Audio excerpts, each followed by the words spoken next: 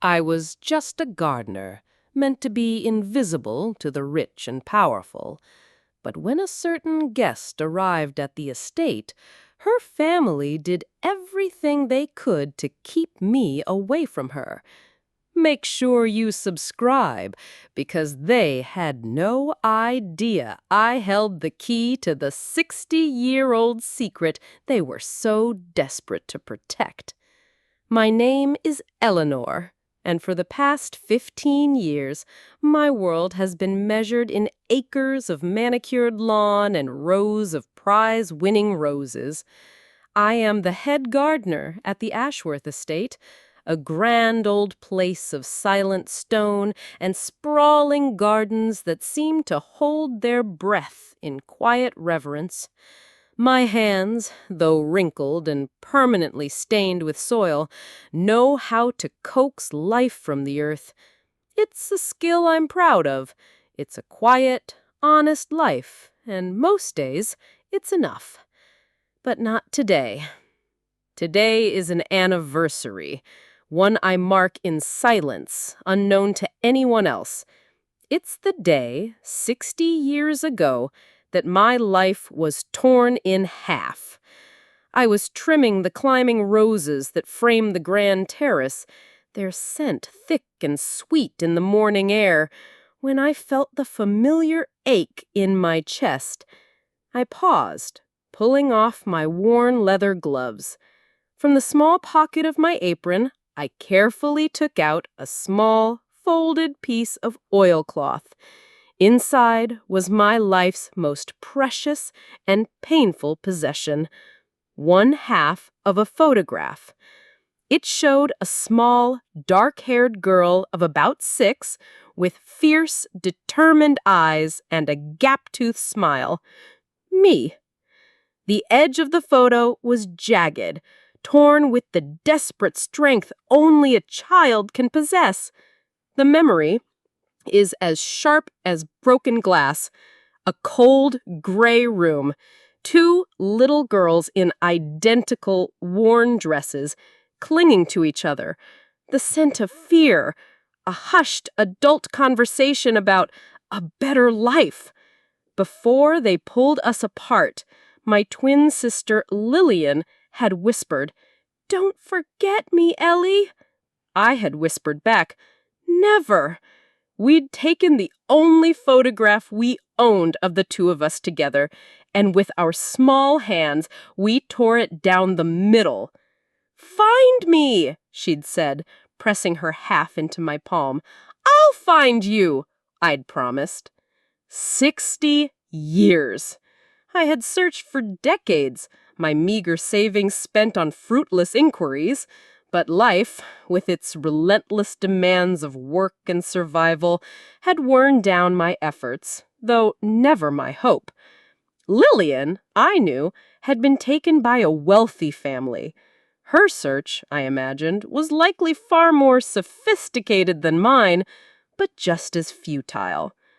The Ashworths, my employers, were good people, but they were preparing for important guests today, and the estate was buzzing with a nervous energy that grated on my somber mood. The Prescott family was arriving for the weekend, old friends of the family, titans of industry from some distant city. All I knew was that every silver spoon had to be polished twice, and every petal in the garden had to be perfect. I tucked my half of the memory back into my pocket and returned to my roses, finding comfort in the familiar thorns and velvet petals. I believed this day would be like the 59 anniversaries before it, a day of quiet sorrow, private remembrance, and work. I was wrong. Fate had planted a seed 60 years ago, and here, in my own garden, it was about to bloom in the most impossible and earth-shattering way. The afternoon sun was high and warm when the car arrived. It wasn't just a car. It was a gleaming black Cadillac, long and silent as a shadow, that crunched to a halt on the gravel driveway. A chauffeur in a crisp gray uniform opened the rear door. Mr. Ashworth hurried out from the house to greet his guests, his voice a jovial, welcoming boom that echoed across the lawns. I kept my head down, pretending to be deeply engrossed in deadheading the petunias near the old stone wall, a good 50 yards away. It was my job to be invisible during moments like these. I heard their voices first, a mix of polite laughter and refined pleasantries. Then the group began to meander through the gardens, Mr. Ashworth proudly pointing out his favorite blooms. I stayed where I was, a statue in a dirt-stained apron, my shears silent in my hand, and then I looked up. She was walking down the central path, leaning lightly on the arm of a younger, severe-looking woman. She was elegant, dressed in a pale blue suit that probably cost more than my car. Her silver hair was coiffed into a perfect wave. But it wasn't her clothes or her wealth that made the world stop. It was her face. It was my face. It was my face, but drawn on a different canvas.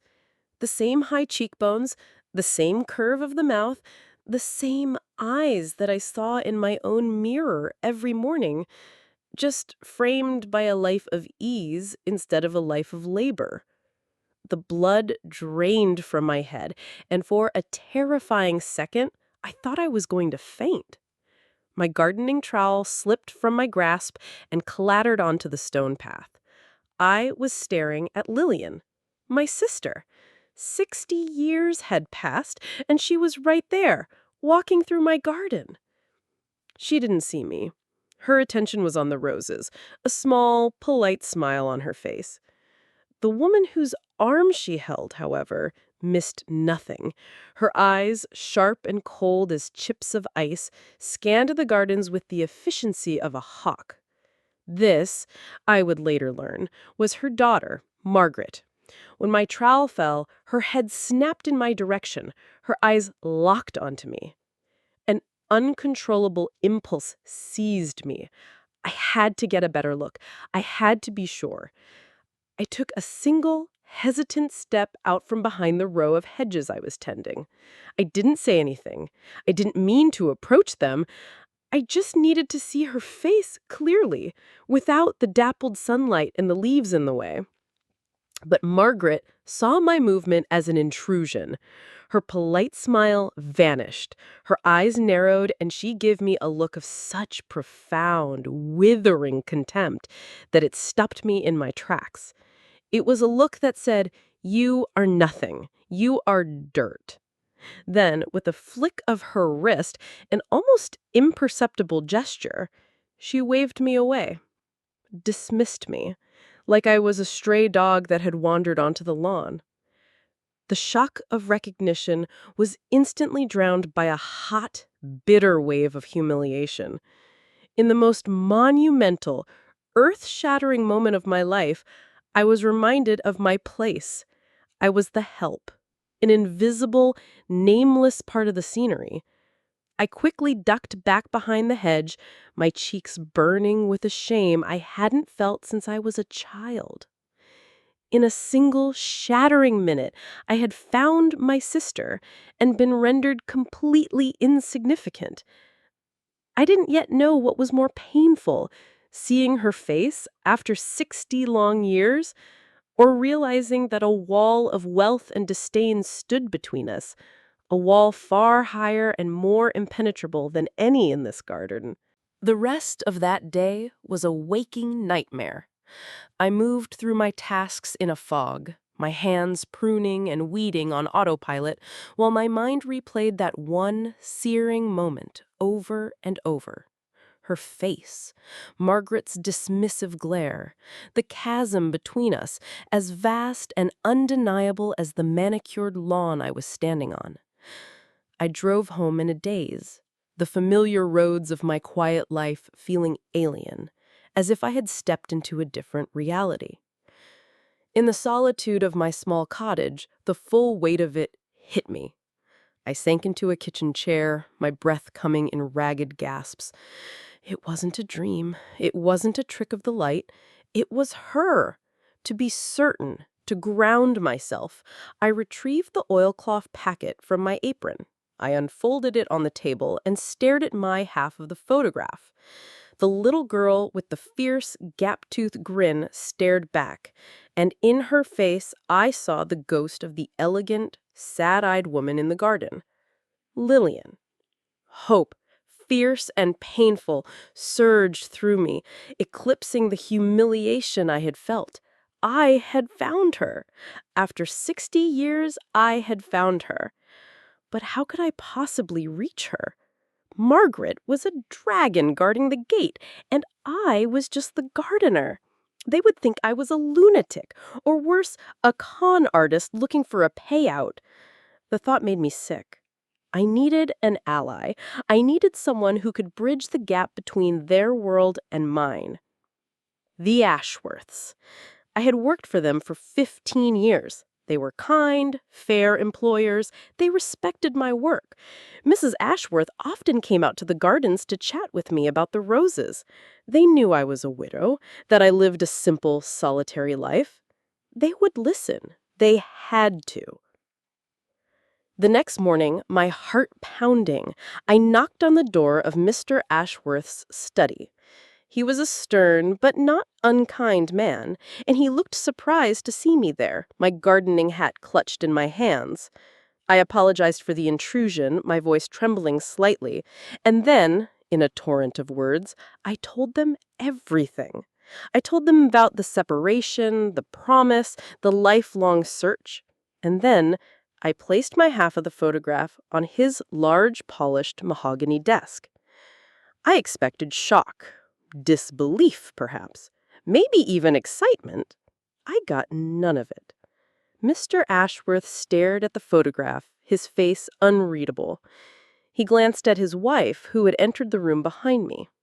Mrs. Ashworth's hand flew to her mouth, her eyes wide with something I couldn't decipher. It wasn't surprise. It was fear. Eleanor, Mr. Ashworth said, finally, his voice low and carefully neutral. He didn't look at me, but at the photo. This is an extraordinary story, but coincidences happen. People can look alike. This isn't a coincidence, I insisted, my voice gaining strength. I know it was her. He sighed, a heavy, weary sound. He pushed the photograph gently back across the desk toward me. My advice to you, he said, and now his voice was firm, leaving no room for argument, is to let this go. The Prescotts are a very old, very private family. Stirring up the past will do no one any good, least of all you. Mrs. Ashworth just stood there, her face pale, refusing to meet my eyes. It wasn't advice. It was a warning. I walked out of that grand, silent house, the scent of lemon polish and old money in my nostrils, and a cold dread began to settle in my stomach. They knew. The Ashworths knew something. This wasn't just a story about two long-lost sisters. It was a secret. A secret that my own kind, respectable employers were a part of. And they had just made it clear that they would protect that secret at any cost. The Ashworths' warning hung in the air long after I left their study. It was meant to frighten me into silence, but it did the opposite. It ignited a cold, hard flame of anger in my gut. For 60 years, I had mourned a sister lost to fate. Now I was beginning to suspect she hadn't been lost, she had been taken. And the people I had faithfully served for 15 years were the keepers of that secret. My perspective of the estate shifted entirely. The beautiful, sprawling gardens I had nurtured no longer felt like a sanctuary. They felt like a beautifully decorated prison. Was my job here a coincidence, or was it some kind of calculated, cruel cosmic joke? Had they hired me, the poor lost sister to tend the grounds of their perfect lives, all while knowing the truth? The thought was sickening. My quiet, lonely quest for a sister turned into a hunt for a conspiracy. That evening, I didn't go home. I went to the town library. Using their public computers, I plunged into the digital archives of old newspapers and society pages, my fingers flying across the keyboard. I was no longer searching for Lillian. I was searching for a connection between two names, Ashworth and Prescott. For hours, I found nothing but the typical accounts of high society life: charity balls, business mergers, photos of smiling wealthy people. But then, deep in the archives of a 1960s financial journal, I found it. A lengthy article detailing how Ashworth Industries, then on the brink of bankruptcy, was saved by a last-minute massive investment from the much wealthier Prescott Holdings. The article praised the deal as a testament to the friendship and trust between the two patriarchs, Mr. Ashworth's father and Margaret's grandfather. I stared at the date on the article. It was from the spring of 1963, exactly 3 months after Lillian and I were separated. It couldn't be. It was too monstrous to comprehend. I scrolled further, my heart pounding. I found society notices from that same year. The Prescotts, who had famously and tragically been unable to have children, had suddenly, miraculously adopted a beautiful 6-year-old daughter. There was no mention of where she came from, just that she was a blessing. I now knew this wasn't a story of fate. My sister and I weren't separated by poverty or tragedy. We were separated by a transaction, a deal struck between powerful men. One family got their business saved, and the other got the child they always wanted. And my sister and I, we were the price. We were the collateral. I sat back in the hard library chair, the hum of the old computer filling the silence. The 60-year-old grief in my heart was now mingled with a fresh, searing rage. I held the key to a lie that had defined not just my life and my sister's, but the very foundation of two of the state's most powerful families. And I knew, with a certainty that chilled me to the bone, that they would not let that truth come to light without a fight. The truth settled in my heart not as a relief, but as a cold, heavy stone. My sister hadn't just been taken, she had been sold. And the quiet, respectable people I worked for had brokered the deal. Rage was a useless emotion against people like them, people insulated by generations of wealth and secrets. I knew a direct confrontation would lead to my immediate dismissal and a flat denial. I had only one path forward. I had to reach Lillian directly. The opportunity came in the form of a gold-embossed invitation I found in the estate's recycling bin. The Ashworths were hosting their annual charity gala, the social event of the season. The guest list I read online included Mr. and Mrs. Prescott and their daughter, Margaret. It was a world I had no right to enter, a fortress of wealth and power, and I knew I had to find a way inside. The ticket cost nearly all of my life savings. I spent it without a second thought. I bought a simple dark blue dress from a secondhand store, the most elegant thing I had ever owned. When I looked in the mirror on the night of the gala, I saw not a gardener, but a woman on a mission, my face pale, but my eyes burning with a 60-year-old fire. Walking into the Ashworth's grand ballroom was like stepping onto another planet. Crystal chandeliers dripped light onto a sea of tuxedos and jeweled-toned gowns. The air hummed with polite laughter and the gentle melody of a string quartet. I felt utterly invisible, a small gray bird in a flock of peacocks. I clutched my small handbag, the torn photograph inside feeling both a shield and a weapon. For over an hour, I skirted the edges of the crowd, my eyes scanning for a familiar face. Then I saw her. Lillian was standing with her daughter, Margaret, near the French doors that led to the terrace. She looked beautiful, but fragile, a sad queen held captive by her own life. Margaret, as always, was a vigilant guard, her sharp eyes missing nothing. I knew I couldn't approach them there. I had to wait. My chance came later.